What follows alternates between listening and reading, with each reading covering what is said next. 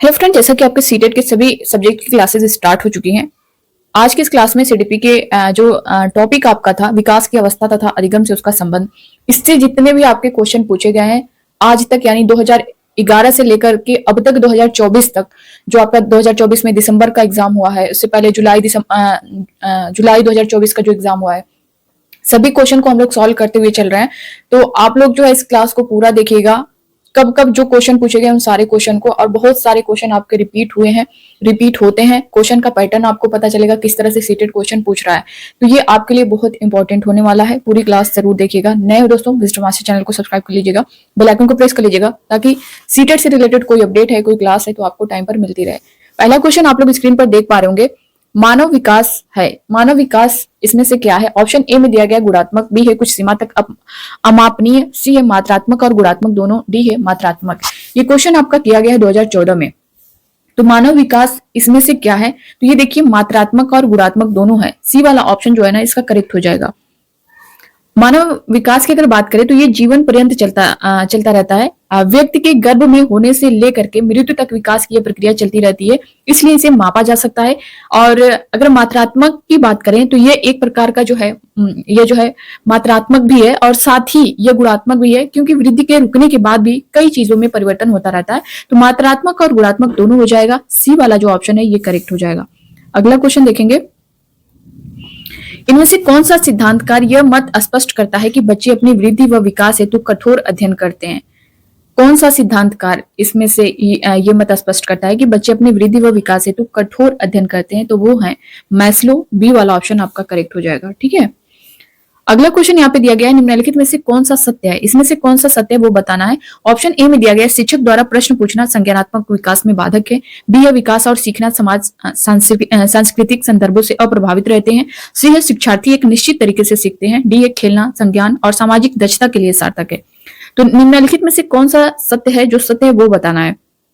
तो इसमें देखिए खेलना संज्ञान और सामाजिक दक्षता के लिए सार्थक है, ये वाला जो है इसमें सत्य है। डी वाला ऑप्शन करेक्ट हो जाएगा। ठीक है। अगर संज्ञानात्मक विकास की हम लोग यहाँ पे बात करें, संज्ञानात्मक से आपका क्वेश्चन एक जरूर रहता है। ये जो जन्म से लेकर युवा होने तक निरंतर चलने वाली प्रक्रिया है, जिसमें बालक जो है धीरे धीरे संज्ञानात्मक विकास की निम्न अवस्था से उच्च अवस्था की ओर बढ़ता है। साथ ही खेलने से बालक में सहयोगात्मक प्रतिस्पर्धात्मक भावना का भी विकास होता है, इसलिए बालक का खेलना संज्ञान और सामाजिक दक्षता के लिए आवश्यक हो जाएगा। तो ये डी वाला ऑप्शन इसमें करेक्ट होगा। अगला क्वेश्चन, ये 2013 में आपका क्वेश्चन किया गया है। अगला क्वेश्चन यहाँ पे देख सकते हैं, निम्नलिखित में से कौन सी संज्ञानात्मक क्रिया दी गई सूचना के विश्लेषण के लिए प्रयोग में लाई जाती है? एक ही टॉपिक से आपका कब कब ये क्वेश्चन किया गया है वो सारी चीजें मैं बताते हुए चल रही हूँ। आपका टॉपिक है विकास की अवस्था तथा अधिगम से उसका संबंध। सीडीपी में आपका पेपर फर्स्ट हो या फिर पेपर सेकंड हो, ये टॉपिक है आपका सीडीपी का के सिलेबस में। इस टॉपिक से आपके जितने भी क्वेश्चन हैं, इससे पहले हम लोग कर रहे हैं। अभी जब ये कंप्लीट हो जाएगा तो दूसरे टॉपिक को हम लोग स्टार्ट करेंगे। पहला ऑप्शन दिया गया वर्णन करना, बी है पहचान करना, सी है अंतर करना, डी है वर्गीकृत करना। तो निम्न में से कौन सी संज्ञानात्मक क्रिया दी गई सूचना के विश्लेषण के लिए प्रयोग में लाई जाती है? तो यह है वर्गीकृत करना। डी वाला ऑप्शन जो है इसमें करेक्ट हो जाएगा। ठीक है। नेक्स्ट क्वेश्चन देखेंगे, किशोर किसका अनुभव कर सकते हैं? किशोर जो है किसका अनुभव कर सकते हैं यहाँ पे आपको बताना है। ऑप्शन ए में दिया गया है दुश्चिंता और स्वयं से शुरुआत, बी है बचपन में किए गए अपराधों के प्रति डर के भाव, सी है आत्मसिद्धि के भाव, डी है जीवन के बारे में तृप्ति के भाव। किशोर किसका अनुभव कर सकते हैं? तो ये दुश्चिंता और स्वयं से सरोकार, ए वाला ऑप्शन ही करेक्ट हो जाएगा। इसका जो है अनुभव कर सकते हैं वो अपने रंग रूप, स्वास्थ्य, मान सम्मान, आर्थिक स्थिति, सामाजिक स्वीकृति, शैक्षणिक प्रगति, भावी व्यवस्था, इन सभी से रिलेटेड जो है सदैव जो है वो व्यग्र रहते हैं इन सारी चीजों को लेकर के, इसलिए आपका ए ऑप्शन इसमें करेक्ट हो जाएगा। ये 2012 में आपका क्वेश्चन किया गया है।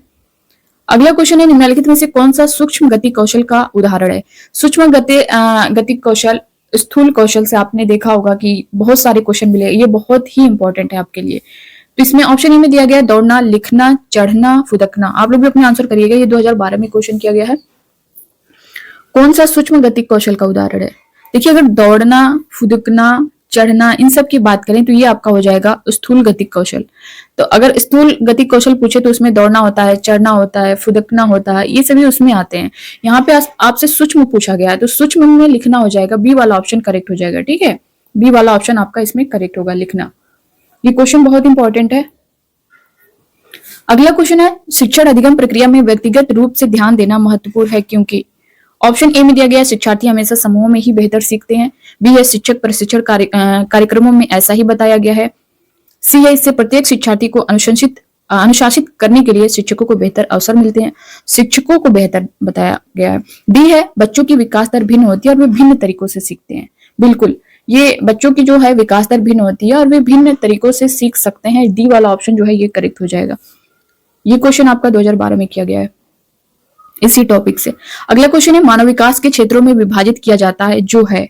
ऑप्शन ए में दिया गया है, शारीरिक, संज्ञानात्मक, संवेगात्मक और सामाजिक। संवेगात्मक, संज्ञानात्मक, पहले जो है आपका शारीरिक हो जाएगा, तो इसमें आप दो ही ऑप्शन में देख पा रहे होंगे, शारीरिक, आध्यात्मिक, संज्ञानात्मक और सामाजिक। नहीं, शारीरिक, संज्ञानात्मक, संवेगात्मक और सामाजिक, ए वाला ऑप्शन जो है इसका करेक्ट आंसर होगा। ठीक है,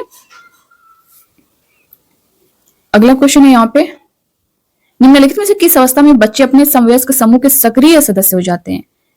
किस अवस्था में बच्चे जो है अपने समवयस्क समूह के सक्रिय सदस्य हो जाते हैं, प्रौढ़ावस्था या फिर पूर्व बाल्यावस्था या फिर बाल्यावस्था या फिर किशोरावस्था। तो किशोरावस्था में हो जाते हैं सक्रिय सदस्य। डी वाला ऑप्शन जो है इसका करेक्ट आंसर होगा। 2011 में ये क्वेश्चन आपसे किया गया है। एक शिक्षक को अपने विद्यार्थियों की क्षमताओं को समझने का प्रयास करना चाहिए। निम्नलिखित में से कौन सा क्षेत्र इस उद्देश्य के साथ संबद्ध है। ऑप्शन ए में दिया गया है सामाजिक दर्शन, बी है मीडिया मनोविज्ञान, सी है शिक्षा मनोविज्ञान और डी है शिक्षा समाजशास्त्र। एक शिक्षक को अपने विद्यार्थियों की क्षमताओं को समझने का प्रयास करना चाहिए। निम्नलिखित में से कौन सा क्षेत्र इस उद्देश्य के साथ संबद्ध है, तो वो है आपका शिक्षा मनोविज्ञान। सी वाला ऑप्शन जो है करेक्ट हो जाएगा। शिक्षा मनोविज्ञान की अगर बात करें दोस्तों, तो शैक्षिक परिस्थितियों में बालक के व्यवहार का अध्ययन करके शिक्षण अधिगम प्रक्रिया को सरल, सुगम, प्रभावी बनाने का विज्ञान है ये। इसमें शिक्षक अपने विद्यार्थियों की क्षमताओं को समझने का प्रयास करता है और उसी के अनुरूप जो है उसमें सुधार करने का प्रयास करता है। तो सी वाला ऑप्शन इसमें करेक्ट हो जाएगा। तो ये था दोस्तों आज का क्वेश्चन। आई होप कि आप सभी को हेल्पफुल लगा होगा। अपना फीडबैक जरूर दीजिएगा और इससे पहले की क्लास अगर आप लोगों ने नहीं देखी होगी तो जरूर देखिएगा, क्योंकि जैसा कि मैंने बताया है कि टॉपिक वाइज को हम लोग जो है सारे क्वेश्चन को सॉल्व कर रहे हैं। अगर इस तरह से आप क्वेश्चन सॉल्व करेंगे ना तो आपको पूरी प्रैक्टिस हो जाएगी। एग्जाम में अगर आप क्वेश्चन देखेंगे ना तो कोई क्वेश्चन नया नहीं दिखेगा। प्रीवियस ईयर क्वेश्चन आपके लिए बहुत इंपॉर्टेंट है और सभी का, जैसा कि ईवीएस का तो अभी थ्योरी चल रही है, थ्योरी जैसे ही कंप्लीट होगी, मैं जो है एनसीईआरटी बेस्ड जो सारा क्लास में करवा रही हूँ, जैसे ही कंप्लीट होगा आप सभी को जो है क्वेश्चन करवाया जाएगा उसका भी। बाकी जिस सब्जेक्ट से भी रिलेटेड आपको कोई प्रॉब्लम होगी, कुछ भी जानकारी चाहिए, आप लोग कमेंट बॉक्स में कमेंट करके बता सकते हैं। मिलते हैं नेक्स्ट अपडेट के साथ, तब तक के लिए bye bye, take care, thank you.